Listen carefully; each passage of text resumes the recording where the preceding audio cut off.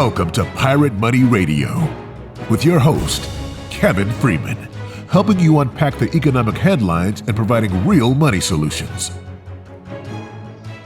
Hey, good Saturday morning. Hey, many of us get the day off, enjoy the freedom of not having a boss tell us what to do. Welcome, Mike Carter, to Pirate Money Radio. Great to be here again on a Saturday morning. Yeah. Do you have honey-do lists at home? I've always got a lot to do. I got to get better at checking some of those off. I'm losing my honey. Yeah, no. Yeah, we got honey-do lists at home. We got the HOA. You don't have an HOA, do you? I don't. But I got enough other things that I always constantly have to do, cutting trees and everything else. Yeah, but you don't have anybody the environmentalists fired up. These are trees that were dead. You don't have anybody telling you to cut the grass, trim the trees, take the vines off, paint the shutters, all the things that the HOA can tell us. On Saturday also, we got to pay our bills. It is better with online bill pay, but still, there's so many more bills than there were when we were younger. It is. You can't just buy things once and keep using it. Now it's software as a service. You got to update things. You got to pay for them ongoing. Conveniences cause maintenance, and maintenance causes inconvenience. Yeah, this is our only day off, right? Yes. Yeah, I want to open with a psalm regarding the purpose of government. We're going to talk about the high cost of regulation and lawfare today. And there's a psalm that I ran across in my daily Bible reading, Psalm 72. It's a psalm of Solomon. But listen to this nature and statement about government. It says, "Give your love of justice to the king, O God, and righteousness to the king's son. Help him judge your people in the right way. Let the poor always be treated fairly. May the mountains yield prosperity for all, and may the hills be fruitful. Help him to defend the poor, to rescue the children of the needy, and to crush their oppressors. May they fear you as long as the sun shines, as long as the moon remains in the sky. Yes, forever. May the king's rule be refreshing like spring rain on freshly cut grass, like the showers that water the earth. May all the godly flourish during his reign. May there be abundant prosperity until the moon is no more." That sounds like the role of government is for our blessing and benefit, right? Yeah, that doesn't necessarily sound like what we have today, though. No, unfortunately. Is it working? Justice? Are we getting, I don't know, refreshing, prosperity? Those are the things the king's rule is supposed to bring. Yeah, I'm not feeling that love right now. Yeah, no, here's something I saw. This is about, what is this? This came out in 2013, so it's more than in June of 2013, so it's about 11 years ago. Did you know, according to a study that was published in Reason magazine, that federal regulations, that's the goal of the government telling us what to do, how to do it, whether you can do this on this day or this way or whatever, they've made the average American 75% poorer. Well, that's a checkbox for ending the war on poverty. They've not only helped the poor, they've made us all poorer. Yeah, well, if you look at, according to the Journal of Economic Growth, and this is starting, I think, in 1949, and they just said, what if we left regulations to where they were at the end of World War II and just a little bit after that, and we didn't add any more regulations? What would the average household income be? And this is 11 years ago. 11 years ago, they projected that the median household income would be $330,000 a year instead of $53,000 a year. That's in 2013. Wow.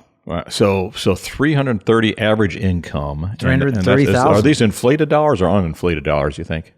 No, they'd be regular dollars. That's still pretty good. Inflated. I'll take 330,000 even at inflated dollars. Right that was 11 years ago. Wow. We've had a lot of inflation since then. We've had a lot of regulation added since then. We worry about the minimum wage. Well, minimum wage creates a problem because poor people can't afford to live. And so what we're going to do is we're going to mandate and put a regulation in that says you can't pay anybody less than, in California, it's $20 an hour. Yeah. If you pay them less than $20 an hour. So a bunch of people are getting fired. A bunch of fast food restaurants, yes. Yeah. And the ones staying open are replacing workers with kiosks and robots. Do you like that when you go in to order? I absolutely refuse to use the kiosk, and I wait there at the counter until somebody comes. And I was at one the other day, and they didn't come quick enough. I'm like, I'm just going somewhere else. So you actually left the restaurant. You didn't start to use the kiosk. Because by the time you go through all those menus and point things, then I got to delete this and delete that. It's more effort than it's worth. All right. So let's think about this. $330,000 a year is what the median family income would have been 11 years ago if there hadn't been regulation. Do you think we've increased regulation or decreased it since 2013? I know we have definitely increased it. I look at this and see that the average income is $53,000. It could be $330,000. It reminds me of that famous Reagan quote: "The government knocking at your door and saying, 'Don't worry, I'm here from the government. I'm here to help you.'" The three scariest words, or whatever that might be. Yeah. Because this is exactly it. I imagine in America where the average income is $330,000. Oh, we'd be phenomenal, and we wouldn't worry about poverty, and we'd be able to fund so many wonderful things. But what they insist on doing at government is we're going to control everything, we'll make it better for you. That's what they tell you. You know what it does? When you add red tape and you add regulations, according to Washington Examiner in October of last year, the red tape burden is now 10.34 billion hours, or 15,000 lifetimes, and that's just the federal paperwork requirements required by President Joe Biden's expanding regulations cost taxpayers and companies over 10 billion hours a year, the equivalent of 15,000 human lifetimes of work, sleep, play, and everything in between, according to agency reports. That's just one president, one administration. 15,000 human lifetimes. Wow. Yeah. Wow. Let's contrast. I looked something up earlier today. We talk about Thomas Jefferson a lot in our treasure maps and economic war room there. And Thomas Jefferson talked about how paper is poverty and it's only the ghost of money and not money itself. But he had another quote that I thought would apply to our discussion today as it relates to regulation. And this is from his first inaugural address. It says, "Still one thing more," as he's finishing this up. "Fellow citizens, a wise and frugal government, which shall restrain men from injuring one another, shall leave them otherwise free to regulate their own pursuits of industry and improvement, and shall not take from the mouth of the labor the bread it has earned. This is the sum of good government, and this is necessary to close the circle of our facilities." I think we failed the sum of good government test there. We did. It's a Psalm 72 test, which said, "Give your love of justice to the king." So does the government love justice? Do they judge people in a right way? Do they let the poor be treated fairly? Do they provide prosperity for all and abundant prosperity until the moon is no more? Well, the moon's still in the sky. We're not seeing the abundant prosperity. In fact, government has interfered with that. Can you imagine an America in which the average income was $330,000 a year? Wow. No, it would be a completely different world. Think of the feelings of hope people would have instead of feelings of where's my money going with inflation? How do I keep up with all this paperwork? How do I saw something the other day where another regulation coming out was like, buy your car before 2025 or 2026 because every car is going to have a built-in breathalyzer in it now. Now, I don't drink alcohol on a normal basis, but I'm going to have to blow into my car before I can start it on a new car coming up. That's costing us money. It's costing me freedom. I'm not happy about it. Same government that was requiring the Sisters of Mercy or the nuns to have birth control added to their health care plan, even though they've vowed celibacy, and they're certainly not in need of birth control, but they were going to require it for every health care plan. And the religion actively opposes the abortion provisions that they were trying to force into their health care plans. It's just government just interferes, intercedes, and so forth. It's not the government of Thomas Jefferson. It's certainly not the government of the Bible with the wise King Solomon from Psalm 72, but it is the government that we're facing today. And we have political choices, and we've got to decide, do we want a nanny state government that's determining what our future's to look like and telling us how to live, what to do? I mean, I get enough of that from the job. I don't want to spend my day off worrying about what the government's telling me to do, but that's exactly what we're facing. Last week we talked CBDC, and you combined the control of CBDC with regulation. That seems like a force multiplier nightmare of what regulation is going to look like. Complete, absolute control is what they called it at the Bank for International Settlements. All right, so we're going to be talking about regulation, the high cost of it, and lawfare, and we'll talk about the cost just under President Biden when we come back from this next break. Here's a $10 bill. It's got the picture of Alexander Hamilton on the front of it. You know, it's kind of sad. When I was 10 years old, everything that I could buy for $1 now costs about $10. That's the cost of inflation. It's just paper. It's not backed by anything. You can't exchange it for gold and silver. You used to, but you can't do that anymore. And that's unfortunate. You know, pirates wouldn't accept this. Pirates, they wanted gold and silver. Patriots, the founders of this nation, also wanted gold and silver coin. In fact, they put a provision in the Constitution, 17 words, that said states could only make gold and silver coins tender within the states. That's why I wrote this new book, Pirate Money, Discovering the Founders' Hidden Plan for Economic Justice and Defeating the Great Reset. It will explain exactly the history of money and exactly why gold and silver coins can be made modern with new technology and a useful monetary system. PirateMoneyBook.com.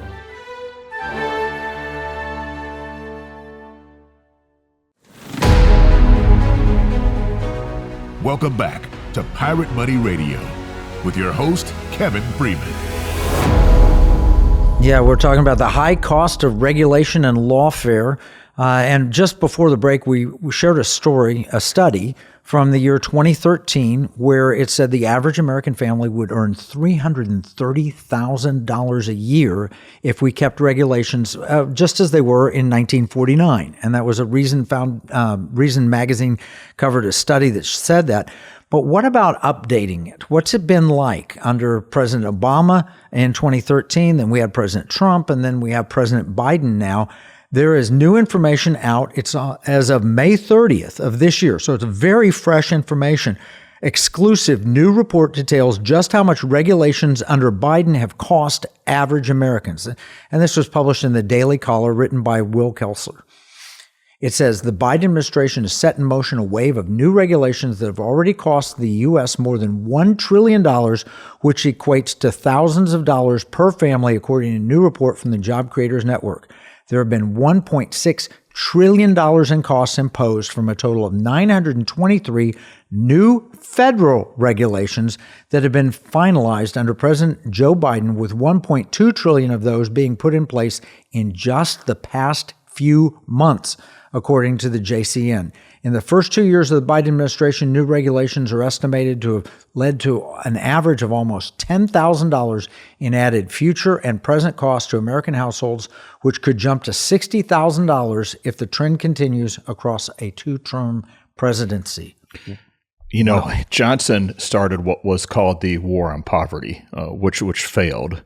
Unfortunately, just looking at these stats here, it seems like in this case, our current president is succeeding in the war on prosperity.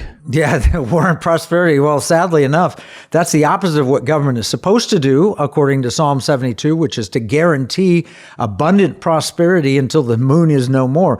But yeah, so all the way up till 2013, from 1949 to 2013, the government interfered and cost American taxpayers about $280,000 a year, approximately per family. $280,000, and it looks like President Biden by himself would add $60,000 more cost to that. I mean, bottom line is the average American family would be earning something over $400,000 a year if we just kept our regulations where they were. If we had that kind of economic prosperity, what would that mean to our federal debt, you think? Oh, my goodness. We wouldn't have federal debt. Well, it's the war on poverty that caused that, by the way. We've spent about $30 trillion in wealth transfers in order to combat this. So what happens is it's just a simple thing. Let's just take Governor Newsom in California. He decides that they want to have a $20 an hour minimum wage. And so you go to your fast food restaurant, let's say a McDonald's or a Subway or something, and, well, I can't afford to keep somebody working for $20 an hour. So you fire a bunch of people.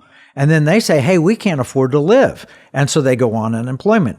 Then you tax people to pay the unemployment of the people that just got fired. It is the opposite of free enterprise. It's regulated enterprise. Now, I have no problem with proper regulation. I want clean water. Mm-hmm. I want clean air.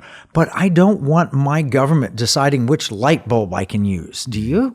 Not at all. In fact, I remember, you remember Milton Freeman back in the 70s? We're kind of showing our age here. Of course, free to choose, but yes. I remember there was something he did on regulation. It all kind of started, I think, I'm a car guy, kind of into cars, when Ralph Nader came out with that Corvair, and they had regulation against how dangerous these cars were and so forth. But he went back, I remember in a video I saw where it started out with like 1 or 2 books of regulation from the 1930s. And then he's got these books stacked up in the Capitol, and they get bigger and bigger and bigger. To now we just got thousands of volumes of books and regulations. And that we didn't have that in 36. In the 70s. Yeah. I hate to see what I don't know. You couldn't even fit those books in the Capitol at this point. Oh, it's okay. They'll put them on a flash drive. You know, computer storage is pretty good. But here's the reality: is his miniseries on PBS was called "Free to Choose." We no longer have that freedom to choose. In fact, by the year 2035 in California, I think it's 2035, you won't be able to buy an internal combustion engine gas-powered car. But do people want what they're saying you have to buy an electric vehicle? What about what Hertz is doing? Hertz bought so many of these electric vehicles, and now they're dumping them on the market at fire sale prices because they bought too many and people don't want them. I saw prices as low as $21,000 is what I saw advertised the other day. It is getting ridiculous because these are non-economic decisions being forced on the American people against their will. Now, it's only going to accelerate. Here's another Daily Caller report. This is from March of this year. Democrats quietly telling Biden administration to churn out regulations at breakneck speed as 2024 election looms. Democrats have been encouraging the administration to finalize rules as soon as possible to preclude their expeditious reversal if Biden loses office. Punchbowl News reported. The time is how I describe this to every head of every agency I speak with, said Democrat Elizabeth Warren of Massachusetts. We need to have this done and done quickly. If we didn't learn that lesson back in 2016, then shame on us.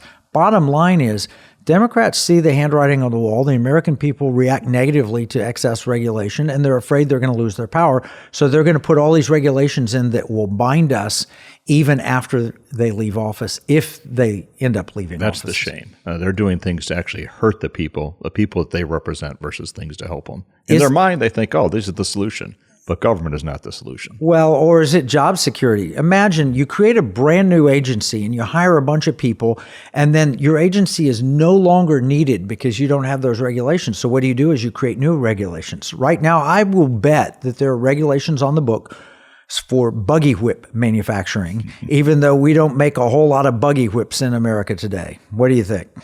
Yeah, I would sure that's still the case, and thank goodness that the horses maybe are happier. I don't know. Yeah.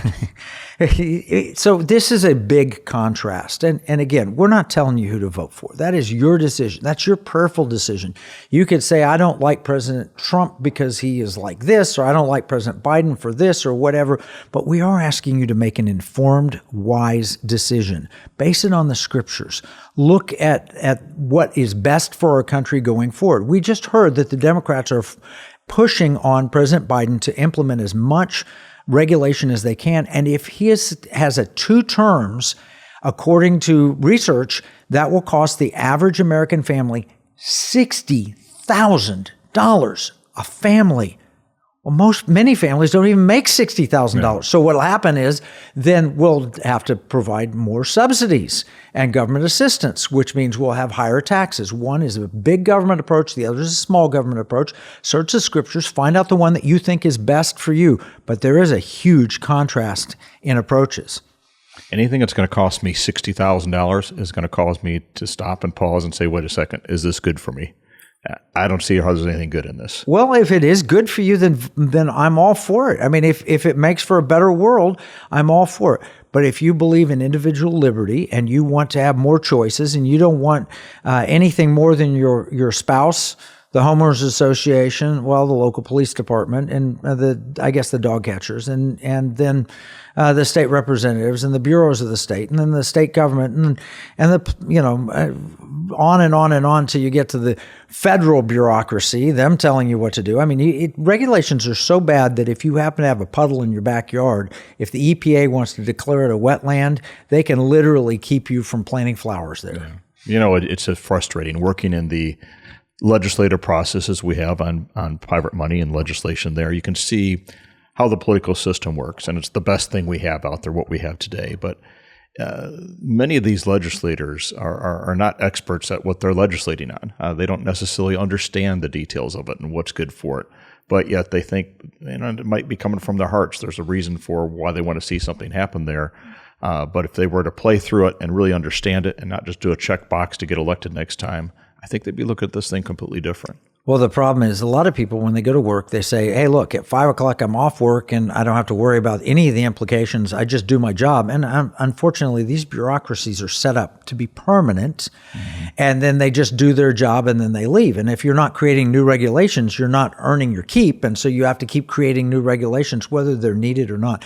Well, and there's nobody there to take them out of the system, or at least there hasn't been. Like you said, the buggy whip is probably still a regulation that exists out there. It probably is. Well, President Trump actually went into office as a businessman in 2016 and said, I'm going to remove, under executive orders, he promised to cut 8 regulations for every new regulation added, fulfilling the promise of Executive Order 13771, which had said we'll cut 2 regulations for every new regulation imposed. That's progress. It did seem that way, and they put out, the Council of Economic Advisors estimated that this pro-growth approach to federal regulation would raise real incomes by about $3,100 per household. Now, it's nothing close to what we've had taken away from us, taken from $330,000, which would have been the median income, to $53,000. But it's a step in the right direction, adding back $3,100 a year. Was he successful in doing that? Well, he would say he was. That was certainly his intention. But Brookings Institute did a study. They looked at his deregulation efforts, and you know what they said? On average, the Trump administration imposed annual net regulatory costs of $10 billion compared to $111 billion for Obama administration and $43 billion for the George Bush administration annually. So he grew regulations less. So from an index perspective, it's positive. Except they explained the reason why. The deep state took him to court. He actually did cut regulations. It would have had a greater financial impact, but the deep state took him to court and they won a lot of their court arguments because the courts are conflicted. I'm going to pull the pirate thing out. Arrgh. Yeah. Hey, if you've got questions about any of this, by the way, you can send your questions to us at afr@piratemoneyradio.com. But the reality of it is President Trump did make a concerted effort. He did have some success. He certainly added less regulation than any prior administration, but he was not successful in really cutting back that deep state. So a lot of the people supporting him now are hoping that he learned a lot through that first administration. Also what cut him short? COVID. And all the COVID regulations that got thrown in at the end of his presidency. So deep state fighting back, the pandemic hit him, which also may have been deep state doing that. But net on net, he didn't add much to our regulatory burden, and President Biden absolutely has. I don't know if we've had many presidents that have committed, at least in theory, to cut back regulations. So that was a step in the right direction. Yeah. So you put aside whether or not he was successful or not, that was definitely his intention. And they did mark down 8 regulations that they threw out for every one. Some of those were old and antiquated and didn't really have much economic impact, but some of them were serious.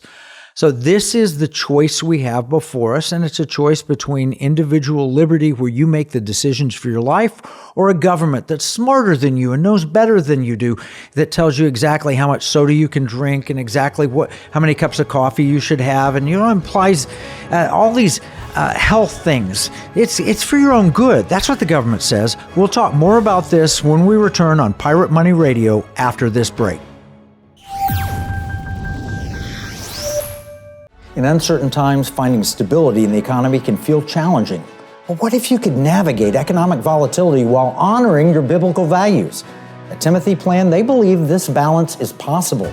Timothy Plan filters its volatility-weighted ETFs and family of mutual funds through a biblical pro-life and pro-family lens, so you can see competitive returns and moral responsibility, helping you to weather the economic storms.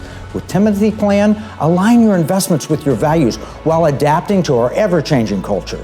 Since 1994, Timothy Plan has been recognized leader in biblically responsible investing. Timothy Plan, your bridge between faith, finances, and the future. Visit timothyplan.com or call 1-800-TIM-PLAN or 1-800-846-7526. Investing includes risk, including possible loss of principal. Before investing, carefully consider a fund's investment objectives, risks, charges, and expenses contained in the prospectus available at timothyplan.com. Pirate Money Radio, helping you give, spend, and invest in ways that align with liberty, security, and values. Welcome back with your host, Kevin Freeman.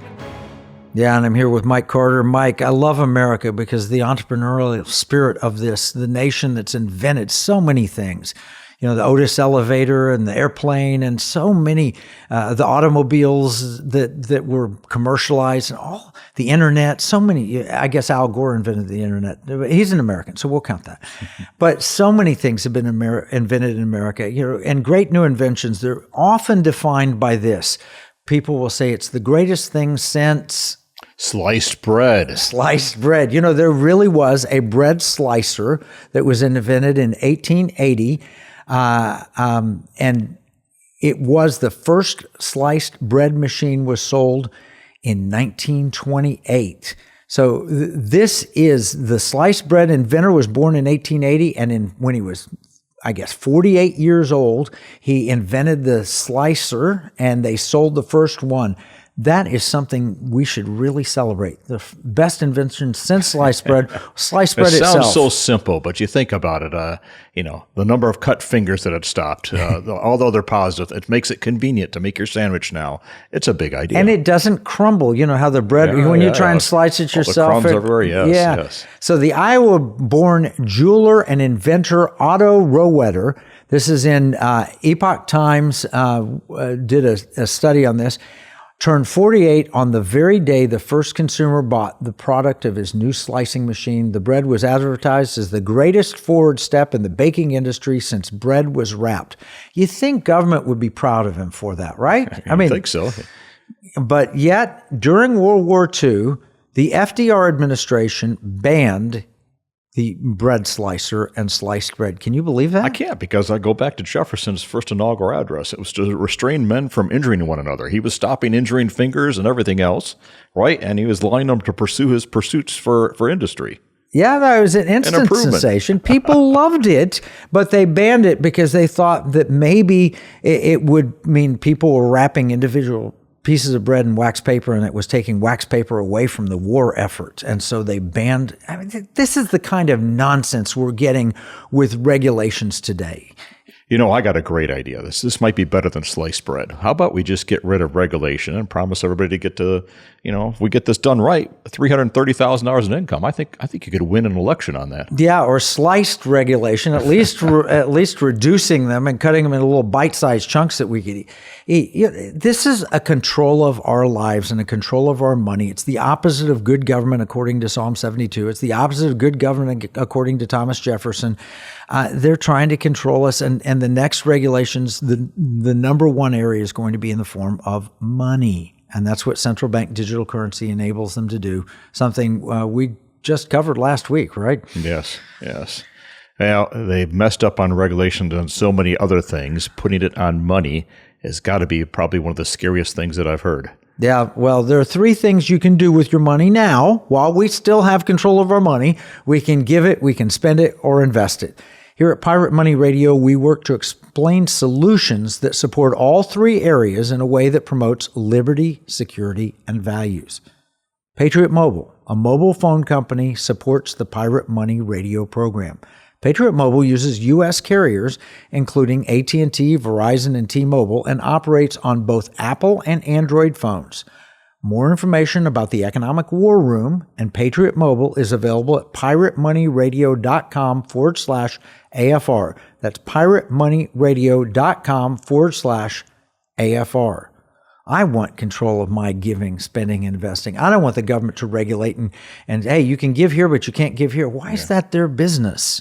It's not. It clearly is not. But money, if you can control money, you can control everybody, as we discussed last week. Well, they're coming pretty close to it. We live in a nanny state in so many ways. We've talked last week about how Mayor Bloomberg in New York wanted to limit you to 16 ounces of soda, but at least you could go from the KFC to the Taco Bell to the Subway, and you get a soda at each one of them. They'd limit you. But with central bank digital currency, as we discussed last week, they'd be able to regulate that and how much coffee you can drink, how much soda you can drink, what kind of. And they say it with such pride and I'm going to say arrogance even. They know better about how we should eat or drink or what we should do, or they want to be able to control us. If you don't know why we're only earning an average median income of $53,000 instead of the $330,000 per family we would be earning if we had our regulations back at 1949 levels, then let me read this to you from Regulation Nation, where independence is illegal without a permit.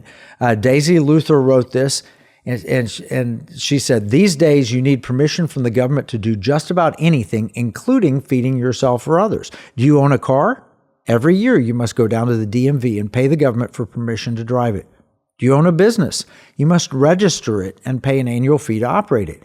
Do you want to renovate your home? You must pay the government to come and tell you if you're allowed to, how you're allowed to, and to check it afterward to make sure you complied with all their rules. Do you want to swap your homemade goodies for someone else's homemade goodies? You're supposed to get permission from the government to do it, and they'd also like you to pay taxes on the transaction. Do you want to educate your children at home? In some states, you have to pay for permission to do that. You still have to pay taxes to support your local school, mind you, but you'll need a permit on top of it. Do you want to hunt or fish to supplement your food budget? You're supposed to get a license to do that too. Do you want to go off the grid? If you're even allowed to, you'll have to get a permit and an inspection. This is the crazy world in which we're living. Everything we do is regulated to some degree or another. It is, and it doesn't make logical sense. I was renovating my house. I was gutting it out and had a bunch of debris I had out in the front yard. And before I knew it, a police officer came to my door. I live in the country. And they said, what are you doing? I said, well, I'm fixing up my house. And they're like, well, do you have a building permit? I'm like, do I need a building permit? He goes, well, are you doing all the work yourself? I was like, yeah, pretty much, but I have this one other person here to help me. Oh, well, if you got someone helping you, then you got to have a permit. Now, if you're doing it all on your own and only you were doing it, you don't need that permit.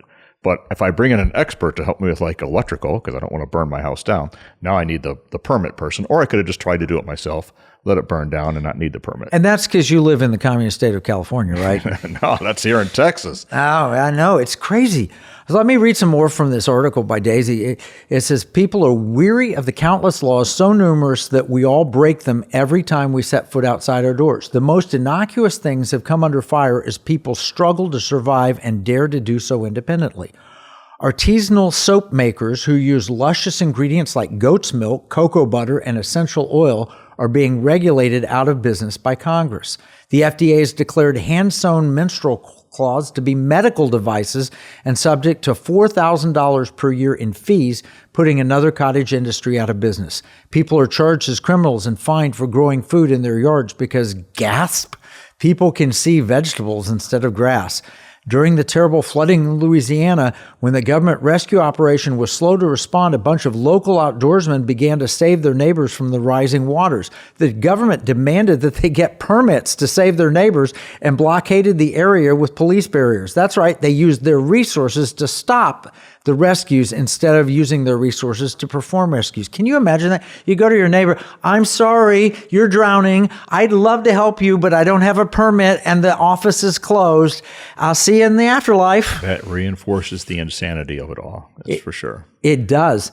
A lady in Philadelphia area faced a fine of $600 per day for feeding hungry kids that usually depend on low-cost or free lunches at school lunch during the summer.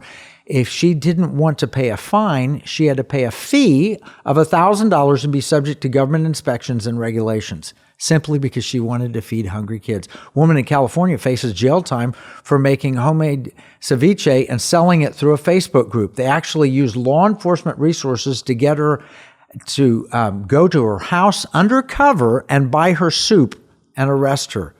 These are the kind of things our government's doing. As you walk through this list, a church in Maryland has been fined $12,000 for allowing the homeless to sleep outside the church at night. In Houston, a Good Samaritan named Jay Hamburger is outraged that the help he has been providing to the homeless for 27 years has now made him an outlaw. They've outlawed Hamburger. Yeah, well, it's his name for sure. If it was vegetable, you probably would have been okay. In Los Angeles, an ordinance has been passed that bans people from sleeping near homes, schools, and parks in their vehicles and will only make it illegal to sleep overnight in cars and RVs in industrial or commercial districts from 9 p.m. to 6 a.m. So you can sleep during the day, but you absolutely cannot sleep from 9 p.m. to 6 a.m. That would be illegal. And if we got rid of all these regulations, I want to go back to our opening statement again here. Instead of average income of $52,000, it would be $330,000. That's right. The regulations are not only keeping us from prosperity, but they are also hurting the poor. Remember what we said about good government. It helps the poor, it cares for justice. Well, listen, it's illegal or in the process of becoming illegal to feed hungry people in 71 cities across the United States, according to the National Coalition for the Homeless. Can you believe that? Fulfilling the gospel of Christ has been made illegal. First Liberty Institute, Kelly Shackelford, I'm on the advisory board there, is defending a church that opened up for homeless people so they could have a warm place to come in and get a meal, and they've tried to zone them out of business. Yeah, well, we've talked this on Economic War Room, and what the government wants to do is rather than the churches feeding people with actual physical food, they want that to be the role of the government. So they're going to give you a card instead, and the government's going to tell them what they can and can't buy. Sounds a lot like the setup to what we've been talking about with CBDC. It is the mark of the beast. The government is the beast in a sense. And bottom line, what we're looking at is the church, which is commanded by Christ to love the least of these, my brethren, should be out feeding the hungry. Jesus really separated the sheep and goats and asked, did you feed the hungry? And the government is telling you, no, you cannot do it. You cannot fulfill the gospel. These are regulations. So they're doing everything the opposite of what government ought to be doing. In fact, in Europe, it's even worse. It just blows my mind. They are considering a ban on strike anywhere matches for health and safety. So won't even, if you're freezing in the cold, you can't strike a match now. You can't go into the warm church. You can't sleep there. So you're freezing. You got to start a fire. Nope, you can't strike a match even in Europe. Did you know? Can you still rub two sticks together to start a fire, you think? Or I'm sure that's against the law as well. Well, I imagine that you can if you get a permit. Yeah, that's probably true. It depends if you're doing it yourself or you bring in a stick expert to do that for you, I guess. Yeah, exactly. All right. So this reminds me of when I was in Whittier, Alaska. I love Alaska. Whittier is a quirky, fun little town. You can only get there through a tunnel, and the train goes one way, then it goes the other way. And they have one building, and the entire town lives inside this one building, except for the mayor. But, in that building, I walked through it and looked at it. There are rules and regulations for everything because the more compact people get, the more rules they have. When you live in rural settings, out in the country, you have fewer rules, fewer regulations. You're more dependent on your own family instead of dependent on government. We're talking about the high cost of regulation and lawfare here on Pirate Money Radio. When we come back, we're going to start talking solutions, but also lawfare right after the break. I'm Kevin Sorbo. When you spend money, you consider who you're buying from and the causes they support. If you don't, then you're likely supporting companies that are trying to destroy our country and take away our freedoms. Patriot Mobile is America's only Christian conservative wireless provider. They're a cell phone company and a good one. They offer nationwide coverage on the best 4G and 5G networks along with 100% US-based customer support. But here's the deal. Patriot Mobile's mission has nothing to do with cell phones. They carry out their mission by giving back millions of dollars every year to Christian conservative causes that are actively engaged in the fight to save America. Voting is no longer enough to beat the woke. We have to band together, support like-minded companies, and vote with our dollars. That's how we win. Stop supporting companies that want to destroy America and join Patriot Mobile today by visiting patriotmobile.com or call 972-PATRIOT. Washington said paper money opens the door to every species of fraud and injustice. Jefferson said paper is poverty. Hamilton said to emit an unfunded paper as the sign of value ought not to continue a formal part of the Constitution. The founders hated paper money, so they put a pirate money clause in the Constitution for our state to use. Learn more at transactionalgold.com. Pirate Money Radio, helping you give, spend, and invest in ways that align with liberty, security, and values. Welcome back with your host, Kevin Freeman. And with our guest host, Mike Carter. Mike, actually, We love having you on Pirate Money Radio, and you've been here from pretty much since the beginning. Well, we've been doing Economic War Room and a lot of other initiatives, and I get to finally try my voice for radio, and enjoyed being a part of this. Yeah, no, you're fantastic. So glad to have you. Last week we talked about central bank digital currency, the ultimate control, and if you want more information about that, you can go back and listen to our podcast at afr.net or piratemoneyradio.com. Or actually pretty much anywhere you get your podcasts. And you can listen to our episode on central bank digital currency. And we have a solution, and we talked about that. It's Pirate Money, which is the name of my book, Pirate Money. You can get more information at piratemoneybook.com or Pirate Money Radio. There you are, Pirate Money Radio. And again, as we're getting the word out on what we're doing for solutions against the crazy ideas we're hearing about overregulation and all these things that we're discussing, and whether it's inflation or immigration or whatever the case might be, with transactional gold and silver. And this is we're working together hard to get this message across to the country. And I would encourage those of you that are listening on the radio today, maybe in your car, or if you're a podcast, please share this. Let's make sure we get the word out so we can stand together. Wouldn't it be great if instead of the average income being $51,000, it was $330,000 because we had less regulation? Wouldn't it be great if we had economic liberty, and instead of seeing our money being eroded away at less than 90% since we got off the gold standard to real value and real money, having that access with transactional gold and silver? This is the legislation that we're trying to work and help equip people to make this happen in your state. Wouldn't it be great if we had the government described in Psalm 72 with a love of justice, judging people in the right way, treating poor fairly, prosperity for all, and abundant prosperity until the moon is no more? But that's not been the case. We've become an overregulation society. We have now, with all of these excessive regulations, we're creating a whole new class of criminals, and they control us with our money. So they'll just fine you and take away some of your money. Central bank digital currency will take away any control you have whatsoever and give it all to the government. More rules, more fines, more criminal activity, and the potential for selective enforcement. You saw President Trump, 34 felony counts for mislabeling an expense as a legal charge with an intent to deceive the election. Granted, the money was given to a lawyer, and the accountant made the bookkeeping entry himself. It was done once, but it was repeated over 34 times. So it's the same single action repeated 34 times equals 34 felonies. Hey, look, if you pay a lawyer and your accountant books it as a legal expense without your instruction, is that really criminal activity? I guess a jury of peers decided.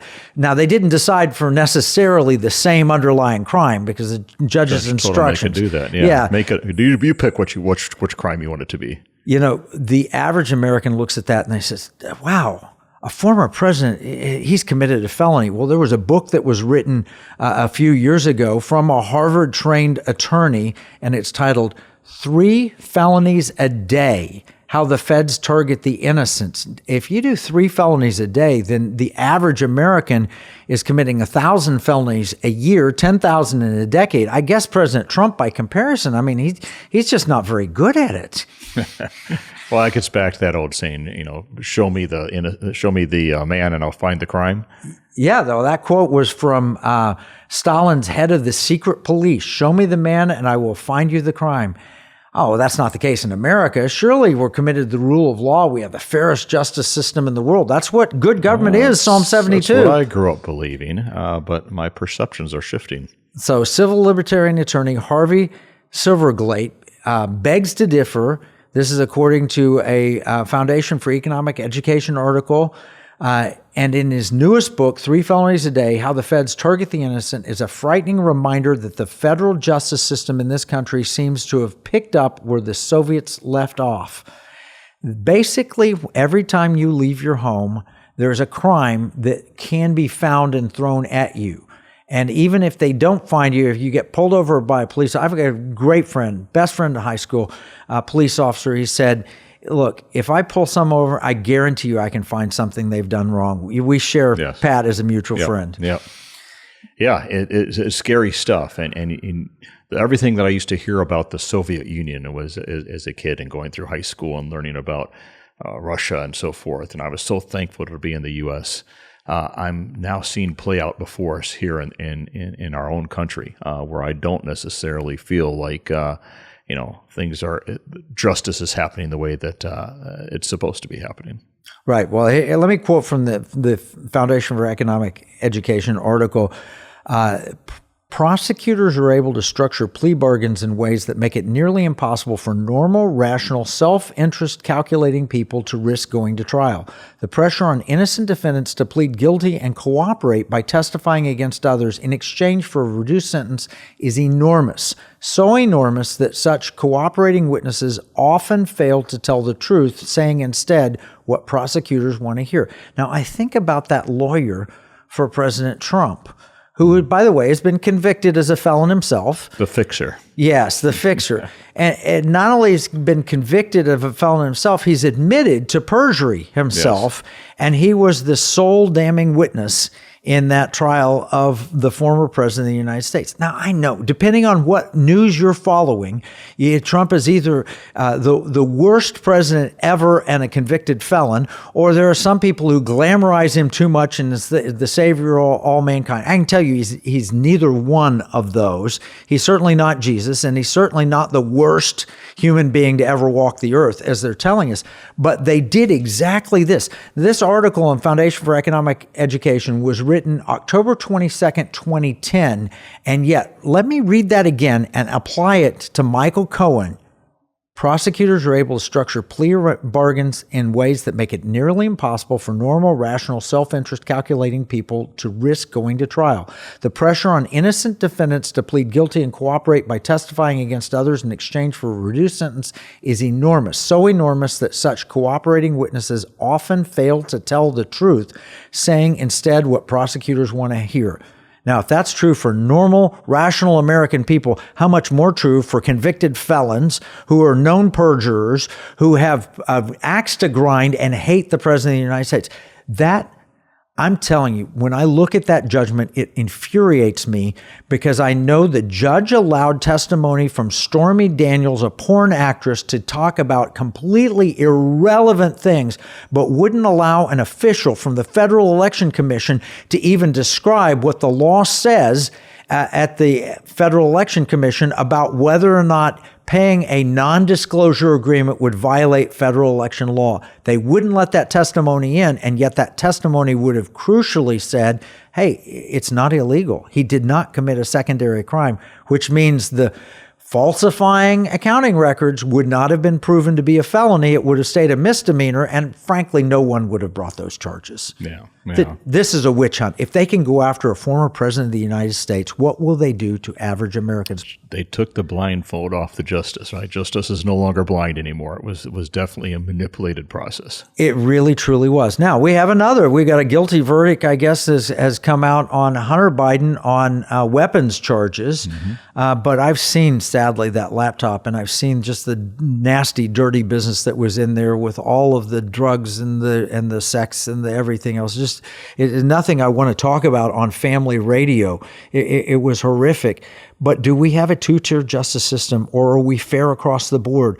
Will you be treated fairly if you come under lawfare? Why do we bring this up? Because if they continue to expand regulations, there are new crimes that you could be charged with. Not only is it costing you enormous amounts in your family, the average family 11 years ago would have been making $330,000 a year if government had simply stayed at the size it was in 1949. All right, granted, we needed to add some new regulations. We got some new things going on in the world, so we have to have additional regulations. But do we really have to take the average family income from $330,000 to $53,000 just to keep us all safe? Yeah, it's such a big number. It's hard to even get your head around. But I believe those numbers do add up when you see the regulations that take place out there. And I think of my grandfather who had all types.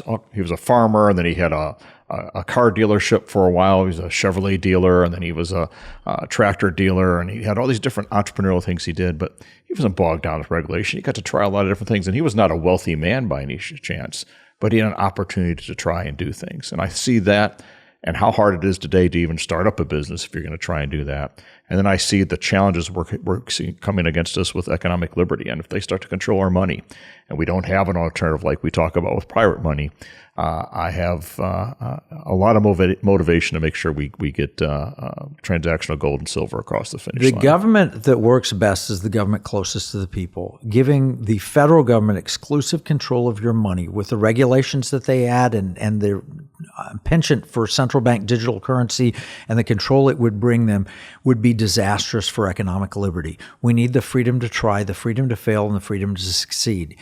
If we have pirate money, transactional gold and silver issued by a state under Article 1, Section 10 of the Constitution, where they can be closer to the people and giving us opportunities to save, spend, and give.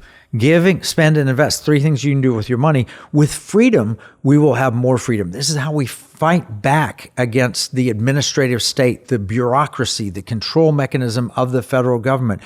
And we're going to get a chance to vote in the upcoming election, and you need to decide which type of country you want to live in. There's an election coming. Here's a choice. Under President Biden, we've been told, according to research, that 8 years of a Biden presidency would equal $60,000 in additional costs to the American family, on top of the $280,000 we've lost since 1949. Do you want more regulation or less regulation? What do you think, Mike? I think we're all going to vote for less regulation, but most importantly, give us freedom. We want freedom. So I hope President Biden wakes up. Listen to this program. President Biden, take us away from the regulatory state, or President Trump come in and help save us from this. This is Kevin Freeman. We're Pirate Money Radio, talking liberty, security, and values for your family and your future.